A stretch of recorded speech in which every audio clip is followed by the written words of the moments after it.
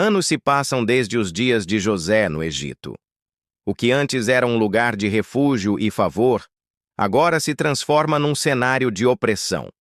A família de José cresceu, e cresceu tanto que se tornou um povo. Mas um novo faraó surge no Egito. Um homem que não conhecia a história, nem o Deus que havia salvado seu império por meio de José.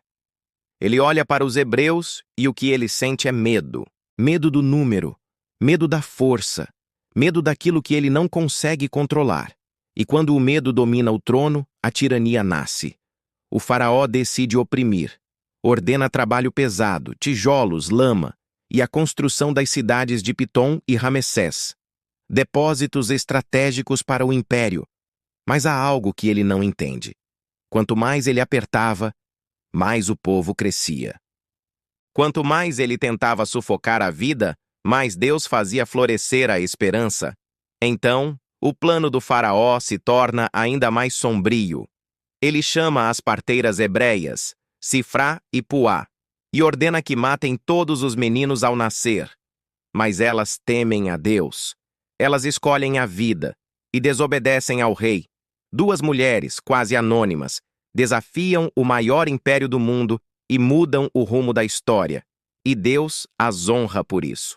Enfurecido, o faraó decreta: lancem no rio todo menino hebreu que nascer. A cena se torna densa, pesada. E é nesse ambiente de terror que o capítulo 2 começa.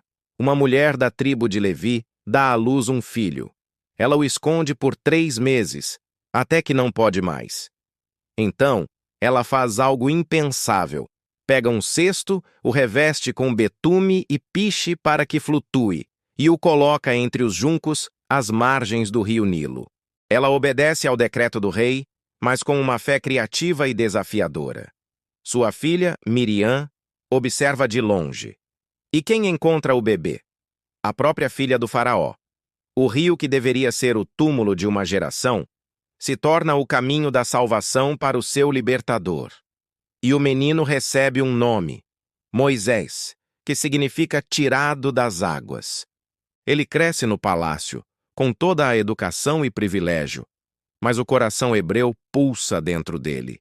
Um dia, ao ver um egípcio maltratando um de seus irmãos hebreus, Moisés reage com as próprias mãos e mata o homem. Assustado com o que fez e com a descoberta de seu ato, ele foge para o deserto, para a terra de Midian. Lá, junto a um poço, ele defende algumas mulheres pastoras e encontra uma nova família. Casa-se com Zípora, filha de Jetro, e se torna um pastor de ovelhas. Enquanto isso, em todo o Egito, o povo escravizado geme. O texto diz de forma poderosa: Deus ouviu o seu gemido, viu a aflição e conheceu o seu sofrimento. Deus nunca se esquece de uma aliança. E chegamos ao capítulo 3. No deserto, cuidando das ovelhas de seu sogro, Moisés vê algo extraordinário. Um arbusto pegando fogo, mas as chamas não o consomem. Ele se aproxima para ver essa maravilha. E Deus o chama pelo nome. Moisés, Moisés. Ele responde: eis-me aqui. E Deus lhe diz: tira as sandálias dos teus pés, porque o lugar em que estás é terra santa. Ali, no chão do deserto, o chamado acontece. Deus revela seu grande plano: libertar seu povo da opressão e levá-lo a uma terra boa e espaçosa. E nesse momento, ele revela seu nome. Eu sou o que sou. E promete a Moisés: eu estarei com você. Deus não apenas envia, ele também equipa. Moisés, ainda inseguro, questiona: quem sou eu para ir ao faraó? E Deus simplesmente responde: eu estarei com você. No capítulo 4, a hesitação de Moisés continua. Ele teme que o povo não acredite nele. Então Deus pergunta: o que é isso na sua mão? Moisés responde: um cajado. E de repente, o cajado se torna uma serpente. E depois, volta a ser um cajado. Um sinal visível do poder invisível de Deus. Outros sinais seguem. A mão que adoece com lepra e é curada instantaneamente. A água do rio que se transforma em sangue.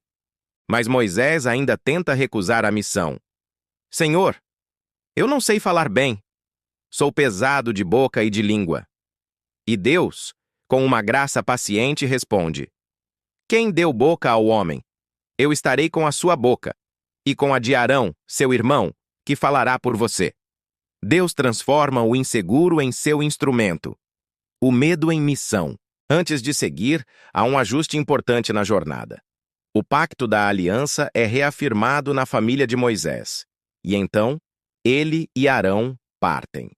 Os anciãos de Israel ouvem a mensagem, veem os sinais e creem. O povo se prostra e adora. A esperança começa a brilhar. Mas então, capítulo 5. Moisés e Arão vão até o faraó e dizem: Assim diz o Senhor, o Deus de Israel: Deixe o meu povo ir, para que me celebre uma festa no deserto. A resposta do rei é puro desprezo. Quem é o Senhor para que eu obedeça à sua voz? E em vez de libertação, o peso da opressão aumenta. O faraó endurece o coração e ordena: Vocês continuarão a fazer a mesma quantidade de tijolos, mas agora não receberão mais a palha. Achem vocês mesmos. Mesma meta, menos recursos. A injustiça dobra. O povo se desespera e se volta contra Moisés e Arão. Foi por causa de vocês que tudo piorou. E Moisés, ferido e confuso, clama a Deus: Senhor, por que enviaste a mim? Desde que fui falar ao faraó, ele tem maltratado este povo, e de modo nenhum livraste o teu povo. Mas Deus está escrevendo uma história muito maior. O caos antes da libertação não é um sinal de derrota, mas de preparação. Quando parece que tudo está desmoronando, muitas vezes é o prenúncio do mover extraordinário de Deus. A história de Êxodo começa com lágrimas e dor. Mas cada tijolo sem palha, cada clamor desesperado, cada pequeno gesto de fé está, na verdade, pavimentando o grande caminho da libertação. O mesmo Deus que viu o sofrimento dos hebreus, vê o seu sofrimento também.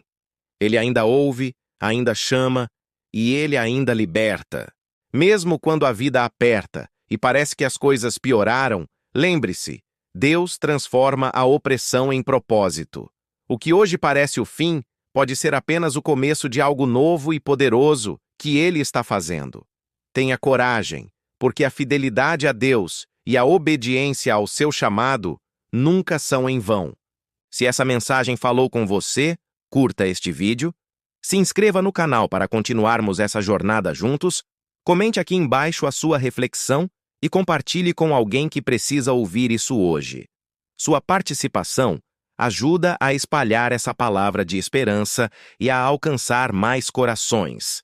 Muito obrigado e até a próxima!